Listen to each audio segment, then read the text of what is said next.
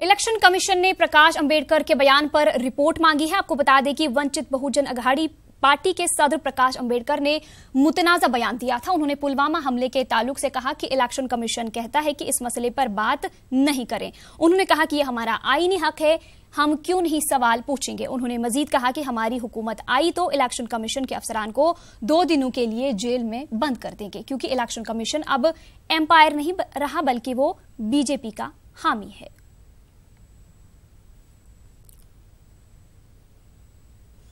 इस पर मजीद बातचीत के लिए हमारे साथ मुंबई से हमारे नुमाइंदे अमित राय हमारे साथ जुड़ चुके हैं। अमित राय, इलेक्शन कमीशन ने प्रकाश अंबेडकर के बयान पर रिपोर्ट मांगी है, किस तरह से देखा जा रहा है इसे?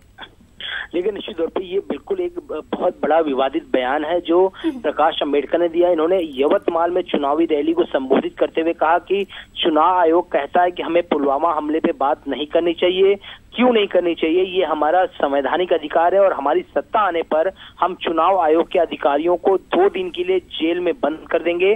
चुनाव आयोग अंपायर नहीं रहा, वो बीजेपी के पक्ष में है, यानी बीजेपी के इशारे पे चुनाव आयोग जो है लगातार काम कर रहा है और दूसरे पार्टी के नेताओं को जो है वो परेशान कर रहा है।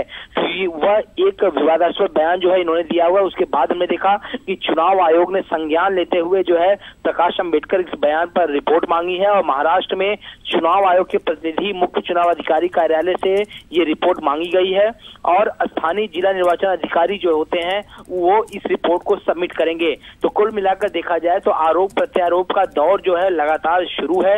एक दूसरे की पार्टियों पे नेता जो है लगातार हमले कर रहे हैं, पर्सनली हमले भी किए जा रहे हैं। और अब ये कहना कि चुनाव आयोग जो है वो बीजेपी के इशारे पे काम कर रहा है और हमारी सत्ता आती है तो हम इन्हें जेल में भेज देंगे, ये बिल्कुल विवादास्पद बयान है। और ये सिर्फ सत्ता पाने की होड़ जो है लोगों में मची हुई है, इसी के मद्देनजर जो है वो कोई भी बयान जो है कुछ भी लोग देना पसंद कर रहे हैं, लेकिन ये सोच नहीं रहे हैं कि आखिरकार उनके बयानों की अहमियत क्या है, लोगों पे इसका असर क्या पड़ेगा। तो ये सब जो है चुनावी रंजिश के चलते जो है ये बयान दिए जा रहे हैं।